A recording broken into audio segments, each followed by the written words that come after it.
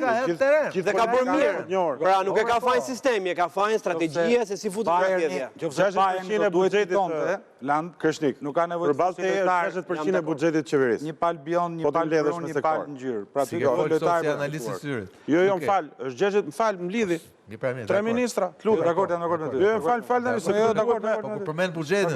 Jo, m'fal tani, do të them, janë 3 antar qeverie. Këtu i ke ministrin e brendshëm, këtë ministrin e superfuqishëm që se dim si e ka konotacionin Ministria e veç të tjera dhe Anil Adena. Fushata ecën edhe me struktura, duhet të them, janë persona të cilët kanë peshë dhe kanë rëndësi tani. Çfarë mund të thuhet? Gjithashtu ju po flisnin mbas sondazheve dhe një lloj projeksioni, do thoja edhe kjo arsyetimi i fundit që bëri Landi në raport me blok të tretë. Miqtë mi, ne do të jemi këtu dhe nda 12-13 do të shikoni. Nuk ka bloqe në mes në parlament. Çdo blok në mes do të përthithet si një vakum, o nga qeveria, o nga opozita. Nuk ka bloqe në mes që saktojnë ekuilibrin. Ose 99% për arsye temi probabiliteti, po e mbaj një 0.01% favor zotit Lami. Unë jam 99.99% dakord me ju që kur bëj puna ditën e zgjedhjeve, dy partitë me dy bloqet e mëdha do ta absorbojnë. Ndoshta njëri më shumë se tjetri, shumë më shumë se tjetri, por unë prapë mendoj që te partitë e reja duhet jemi, unë mendoj që do ketë një surprizë jo pozitive në këtë drejtim te partitë e reja, si e shikoj unë. Pra, projeksionet e sondazheve janë një gjë, realiteti pastaj terren. Unë pres, o humbje qarta o fitorit qarta. Partitë e reja dalin në situata gri. Nuk do ketë sepse mendoj që sepse jam në terren për ditë me këtë po doja të thoj, me njerëzit, paktën në mënyrë intensive.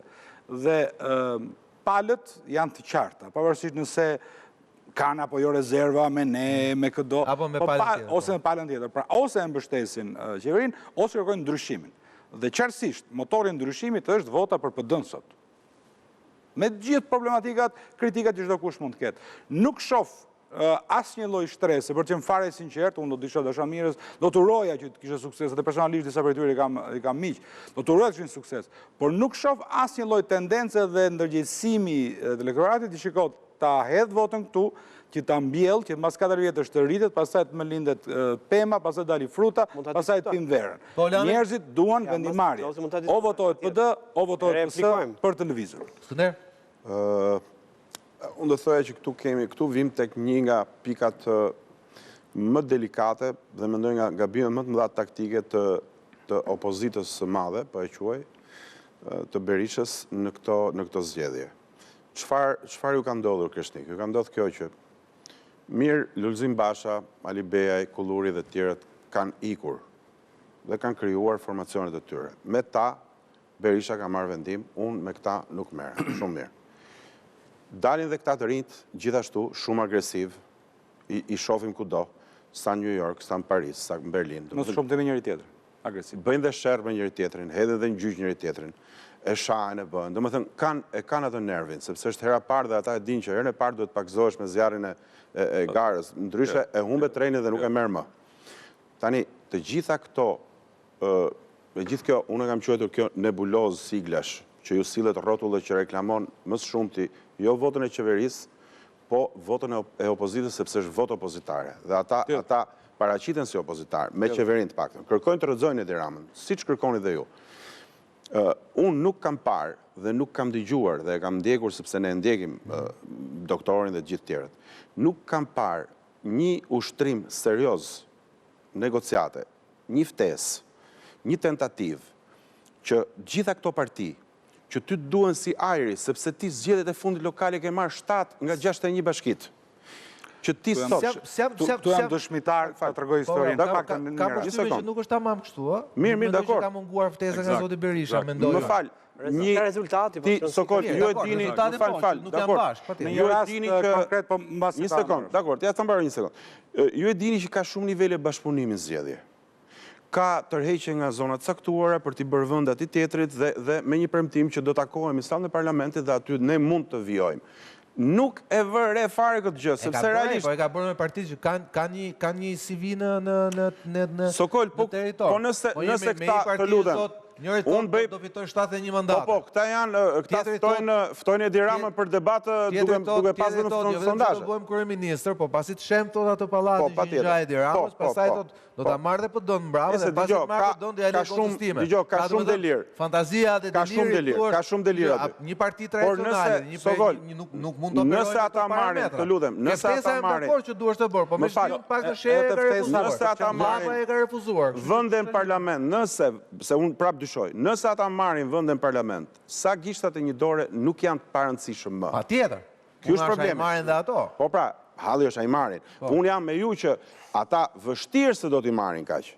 Por, nëse i marrin Sokol, ata kthehen në një lloj faktori. Natyrisht janë shumë rrëmuj me shtyre. Po këtu shkëm nivel, po mund ta vazhdoj një sekondë. Unë tregoj një këshillim vetëm një sekondë se i seriozisht ta themi.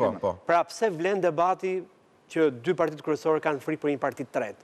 Partia kryesore, Partia Socialiste ka frikë sepse mund ta akuzojë për qeverisje nesër. Presidenti i LSI-s. Dhe Partia Demokratike ka frikë sepse mund fantasmagorike për momentin. Sigurisht, patjetër. Le të jap. Ajo që e ka frikë për nesër po. Do jap argumentet. Që preferon të ketë partner në krim, në thojza zotin Berisha dhe PD-n, edhe kjo është e vërtetë. Le të jap argumentet. Nëse nuk qëndrojmë, shkallëm të gjitha. Dhe Partia Demokratike ka frikë. Dhe Partia Demokratike ka frikë, Partia e tretë të dëshirosh një subjekt alternativ. Ajo çfarë mund ndodh post debat mbas Partisë Demokratike është e tillë që o duhet të reformohet, që duket e vështirë në mënyrën se si është konfiguruar partia, o duhet të shpartallohet duke u stërruar ke Partia e tretë.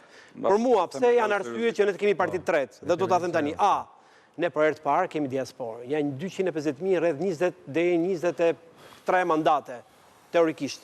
Dhe mos harroni, janë mandate të cilat janë kanalizuar në zona urbane, Tirana, Durrësi, Vlora. Ja do ta them tani. Tirana, Durrësi, Vlora. Patjetër. Dhe po të them unë ty që do t'i them dhe ato. Partia Socialiste ka punuar. Dakor. Ka punuar mëngjes drejt darkë për ato që pala tjetër e patronazhim. Kundër argument. Nuk është patronazhim, është organizime. Dakor, unë po dhe jap kundër argument. Pra, kemi rreth 250.000 votues, janë kryesin në zonat urbane, janë grup moshë 25-40 të cilët specifikisht kanalizohen te partitë e reja. Është tipologjia e sjelljes vetë moshës. Mos e marrësyet që kanë ikur pikërisht për faktin që nuk shohin shpresë këtu, qoftë nga qeverisja dhe opozita. Dhe një shpresë është dy.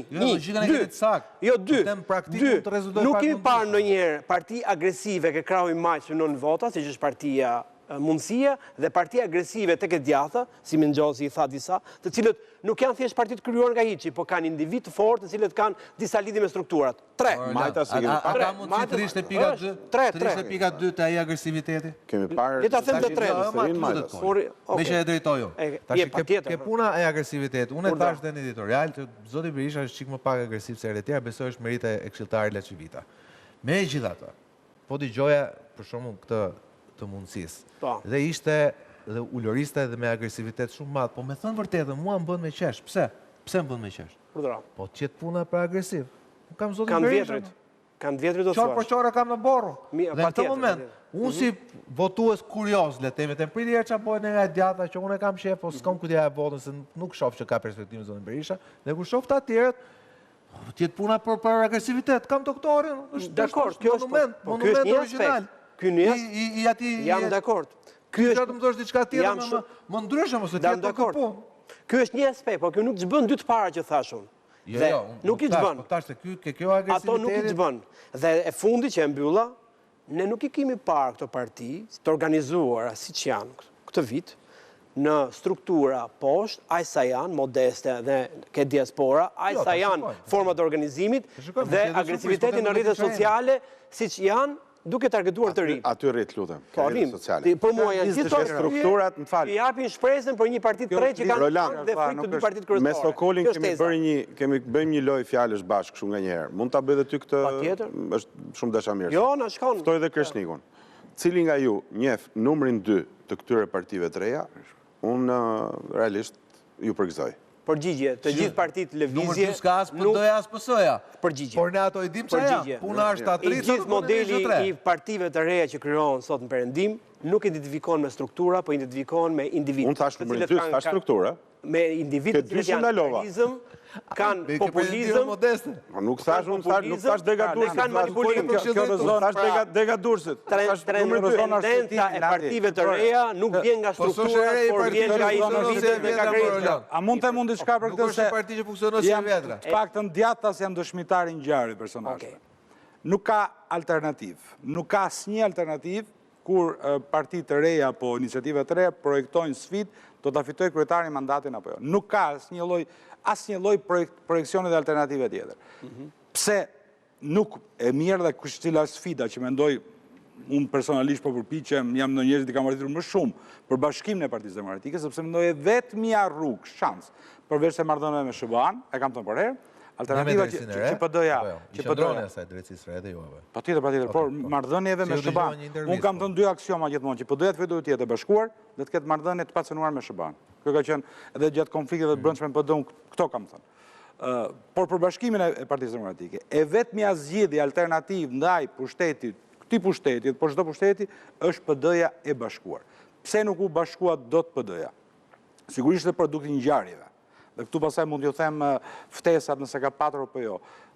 Për hir të vërtetës, në këtë rast mund t'i vësh zoti Berisha 1000 kritika, por në këtë rast ftesa nga Sali Berisha ka qenë totalisht e hapur dhe e drejt për drejt dhe e vërtet. Dhe unë jam dëshmitar i ngjarjes. Sidomos me grupin Luli nuk maftuar. Për Lulin unë Skënderi do më lejon t'ju them, unë jam njeriu që kur se s'po më lini të mbaroj një shëtim.